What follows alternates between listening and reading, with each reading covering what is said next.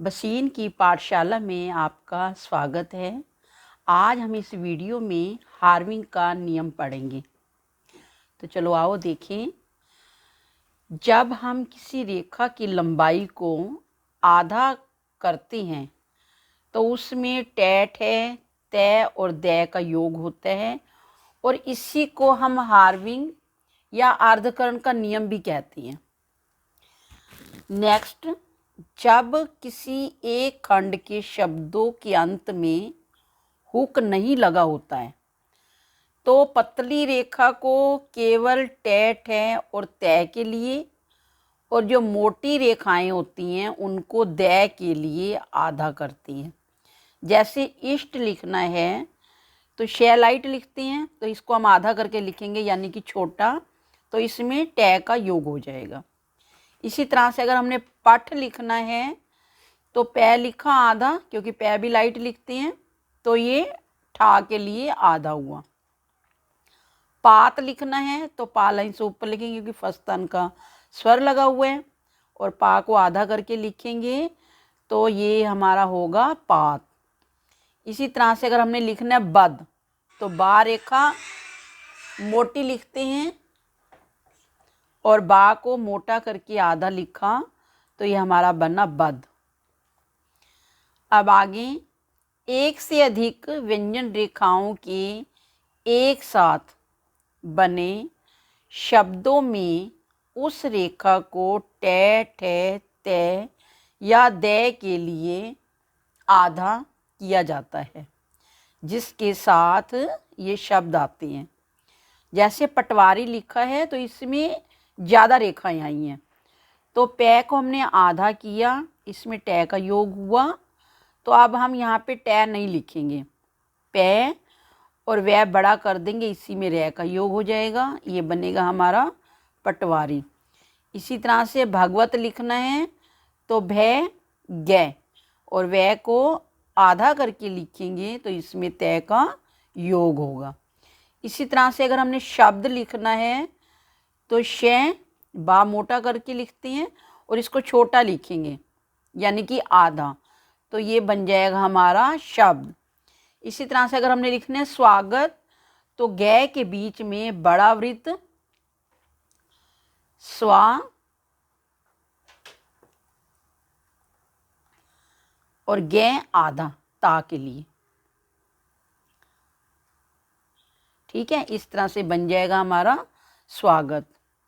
अब आगे, अंतिम हुक से युक्त यानी कि जिस रेखा के अंत में हुक हो तो वो टै, ठै, तै या दै के लिए आधा किया जाता है। जैसे हमने लिखना मंद, अब माँ में ना हुक लगेगा तो मैं को दा के लिए आधा करेंगे, तो मैं लिखा छोटा आधा और इसमें ना हुक लगा दिया, तो इसको हम पढ़ेंगे मंद।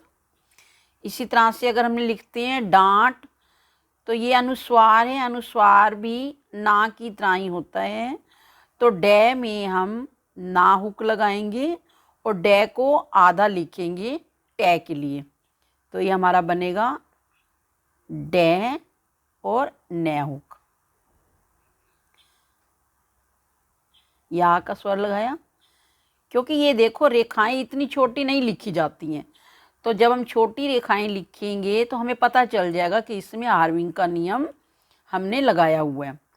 इसी तरह से अगर हमने लिखना है सिद्धांत तो सैवृत और धा में ना हुक और धा को आधा लिखेंगे ता के लिए, तो इसको इस तरह से बनाएंगे, ये सैवृत और धै और नै हुक, ये बन जाएगा हमारा सिद्धांत। आगे, मैं नै जो रेखाएं होती हैं उनको जब हम आधा करते हैं तो उसमें तय या टै का योग होता है, लेकिन जब हम इन रेखाओं को आधा करते हैं और मोटा करके लिखते हैं तो दै का योग होता है। जैसे हमने लिखना है मटकना, अब हमने माँ लिखा, आधा किया, टा के लिए हो गया, और ये कै और नै, ये बना हमारा मटकना। नटवर नै रेखा टा के लिए आधा और वह बड़ा कर दिया, नटवर। इसी तरह से अगर हमने लिखना है अहमद, अब मैं को आधा लिखेंगे लेकिन मोटा लिखेंगे और उसमें दै का योग होगा। जैसे हमने लिखना है और माँ मोटा कर दिया और आधा, तो इसमें दै का योग हुआ और ए का स्वर यहाँ हमने आगे लगा दिया। आगे ऊपर से नीचे की ओर लिखी जाने वाली व्यंजन रेखा रै को आधा करने के साथ मोटा कर देते हैं तो इसमें दै और धै का योग होता है। जैसे हमने लिखना है हार्दिक, तो हा टिक वाला और रा ऊपर से नीचे आता है, इसको हम मोटा करेंगे आधा, तो इसमें दै का योग हुआ और ये हमारा बना कै, हार्दिक। इसी तरह से अगर हमने लिखना है अर्धक, तो डाउनवर्ड वाला रा मोटा किया और आधा और का, ये हमारा बना अर्धक। आगे व्यंजन रेखा रा ऊपर से जो नीचे आती है तथा रा हुक से युक्त रेखाओं को आधा करने से थे का योग भी होता है।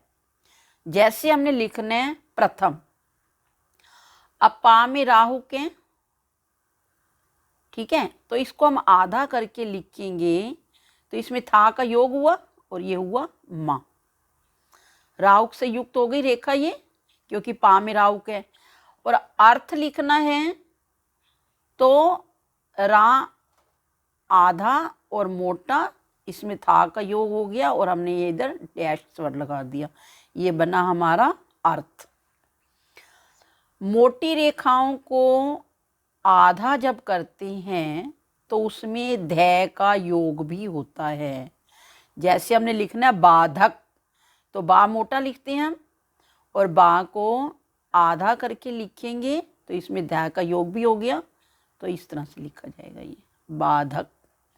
अगर बंधन लिखना है तो बा को आधा किया धा के लिए और नाहुक, ये बना हमारा बंध, और अब हमने इसको ना लगा दिया, तो ये पढ़ेंगे हम बै नाहुक, धा के लिए मोटी हो गई बै रेखा और ना, बंधन।